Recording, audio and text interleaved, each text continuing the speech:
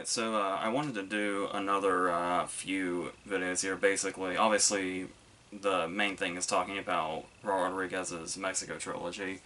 But that's also really just to talk about Rodriguez himself as well, because to go through this whole thing that you really see when you hear the story of how El Mariachi even came to be, and how that's pretty much carried over throughout his whole career, even still, where Rodriguez is one of these filmmakers that seemingly makes the movies practically single-handedly, regardless of how big they get.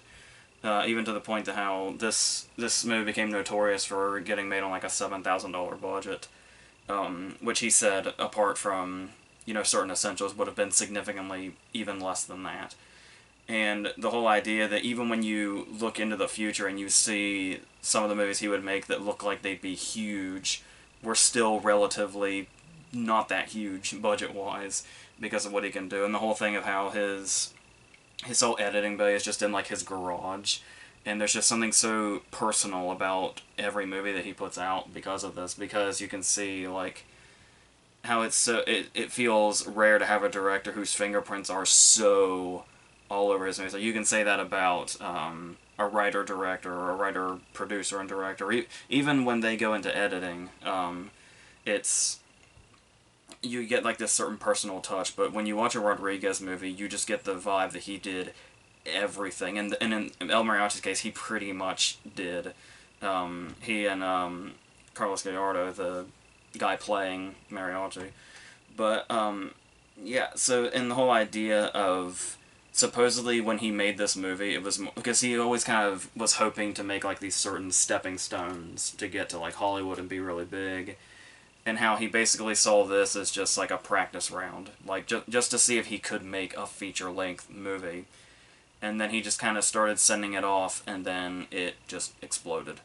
And how sometimes it can seem like a really easy path when you have that much talent and can do that much. And make this strong of an impression, which could seem like a pipe dream to some or extremely inspirational to others. And the thing about this is the way it approaches, I guess, like it's almost hard to label it with a particular genre. I mean, because obviously action comes to mind, but there's also the real Western vibe that it has. And what's interesting about it having like this interesting Western vibe is that the fact that the whole plot kicks into gear because of the protagonist's clothes, which there are cases where this has been different, where but generally, usually the like traditionally the Western goes the hero is wearing white and the villain is wearing black, and like I said, that's traditionally what it is. There's a lot of classic westerns, particularly like spaghetti westerns, where you can find the villain wearing all white, like Massacre Time comes to mind, and a few others. But traditionally, you have that thing where the good guys in white and the bad guys in black. But here, not only do they reverse that, where we have the thing where the whole point that our hero gets caught up in is that there is a villain out there that is wearing the same black that he is, and every time we see our villain, Mogo, he's wearing all white. But what I also find interesting about this is the fact that we're going to see a transition here as we see the Mariachi get involved in all this, and the deeper he gets in it, when all he wants to do is just play his guitar and do his thing. But then the more he gets into this, and then when he has to start killing people in self-defense, then that becomes easier as it goes, until the movie becomes a bloodbath. And what's interesting about the whole clothes angle is I love the fact that he is wearing all black, but he's got the white shirt underneath. And it's like, so if this movie has established the reverse of what the clothes in a Western mean, where now it's the villain is wearing white and the hero is wearing black, the fact that he has the white shirt underneath kind of gives this vibe that, like he's wearing the black to symbolize in this particular story that he's the hero, but the white underneath almost says, like, that shows that he's capable of what the villains are capable of, eventually. Which I find really interesting. I don't know how much of that, if any of it, is intentional, but that's the way I've always taken it, which I really love. And I think what's really interesting about this also is just the general unexpected nature of it. Not only is it unexpected that a movie made for $7,000 by some dude in Texas would take off the way that this did and be as successful as it was in accomplishing feeling like a, I don't want to say a real movie, but a larger budgeted movie than it is. Much larger. But just some of the touches in like some of his techniques are just kind of unexpected given the kind of movie that it is. When we get stuff like like usually movies will have like, you know, comedic beats or something throughout for like levity, but here we get stuff where like whenever there's some approach to take or some technique, he goes all in on it. Like, it's not just, oh, here's something that'll hopefully liven this scene up. It's all pure commitment all the way down. So when you get to stuff like the keyboard guy and how this is played up in this really cartoonish way, with like the whole sped up thing and then the exaggerated sound effects, how it feels like right out of some Looney Tunes cartoon or something. And to kind of put that stuff in the middle of a movie like this showed, it could probably seem indulgent with how many different techniques and stuff he's using and all the different stuff he's trying and all the zooming in and out and stuff like that. But what's interesting about that is it really accomplishes, because in another case you could see it being like, oh, this is a clear distraction that they didn't have much to work with and all that.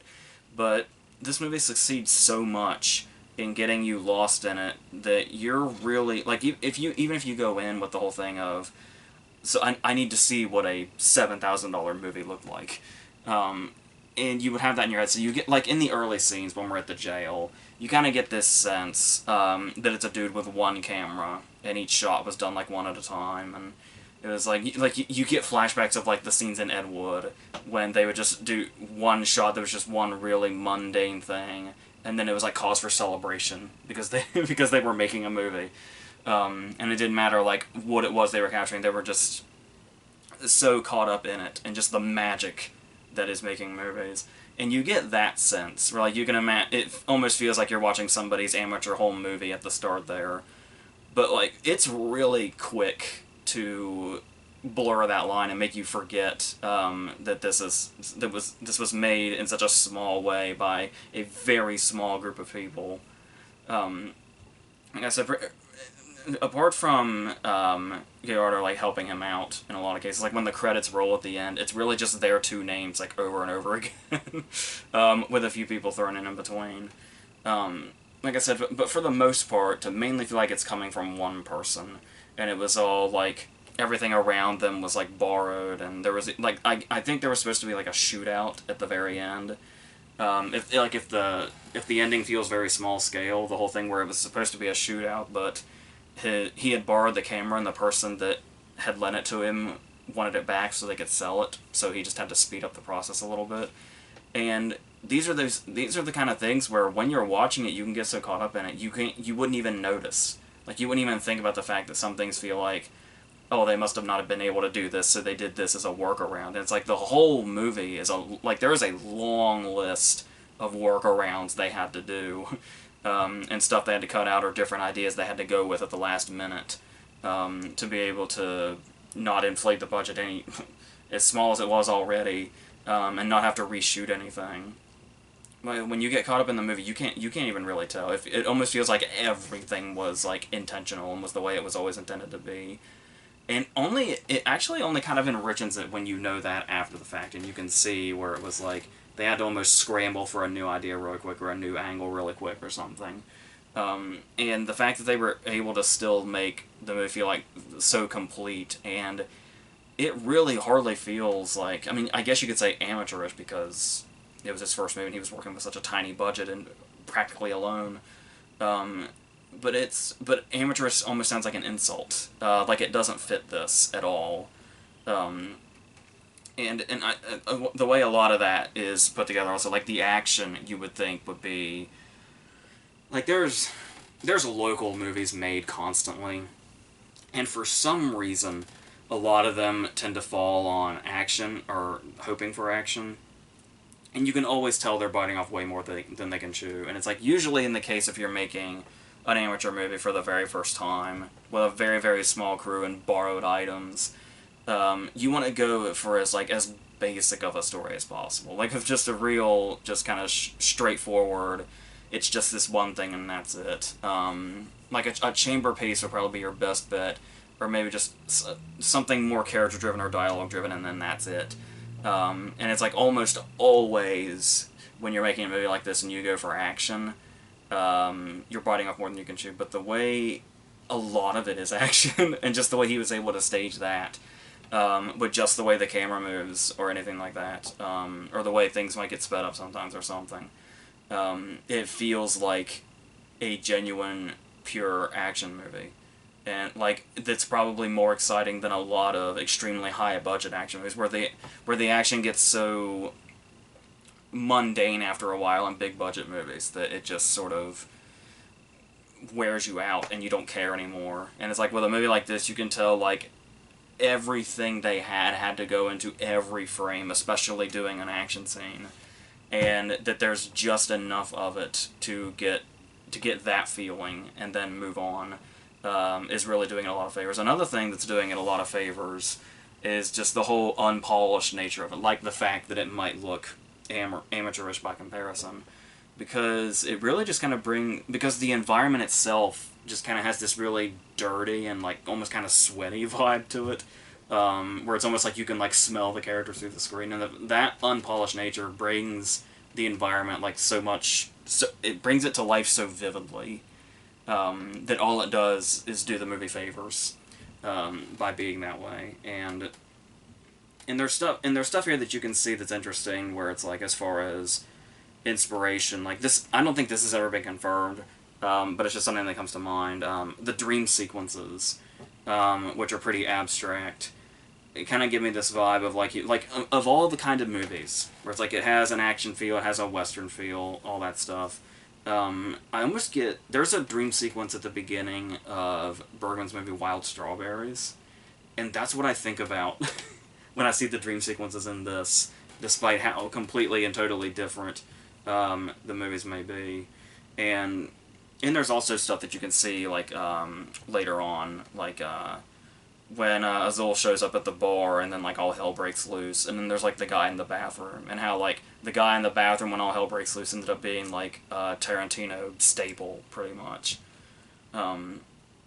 So the stuff like that really holds up well. And also something else I meant to mention about the dream sequence is the way the music is used also, particularly in because obviously Rodriguez famously does his own music as well, but there's that moment when the kid is bouncing the basketball, and the way that sound kind of starts to blend into the score, and the score kind of builds off of that. And it's like just little touches like that can really bring something to life. And what's interesting also is the whole idea of it being that small budget. It's the kind of thing where people might get a bit dismissive of things that are like if it were to come off really amateurish, you could like build it up by saying, but it was only for $7,000, so give them credit.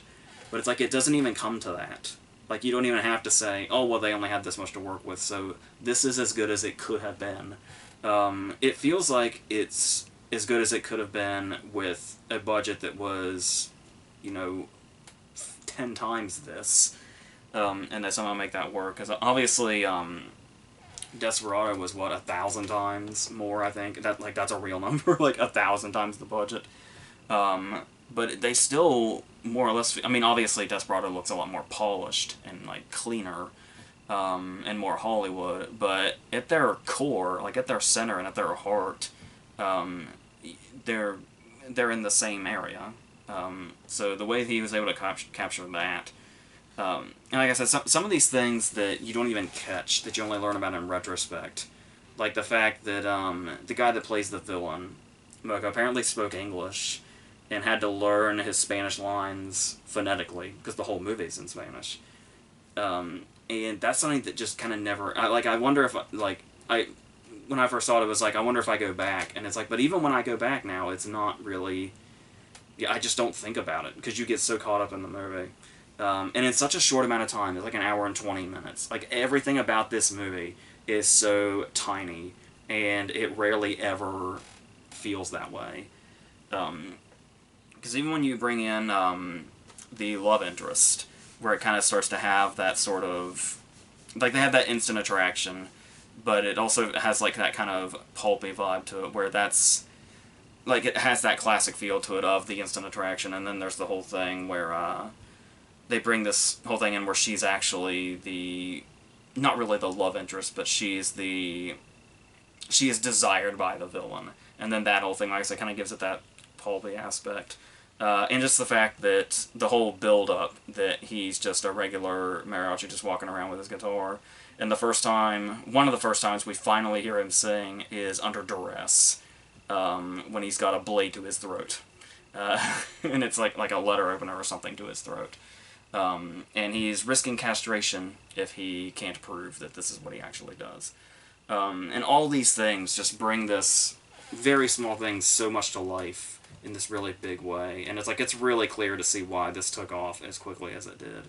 Like I said, the whole inspirational story there, of how you can make a movie this small, and once again, even more so, a lot of this budget went into film, which, even though things do objectively look better on film, still, it's, this whole thing where it's like when you see how movies like this can happen, like you already hear about budgets enough as it is, and you think, well, that seems like a lot, especially with what goes into it. But when something like this comes along, especially, just makes you see how ridiculous really, really big budgets can be, and how unnecessary they are, and how movies don't have to be that impossible.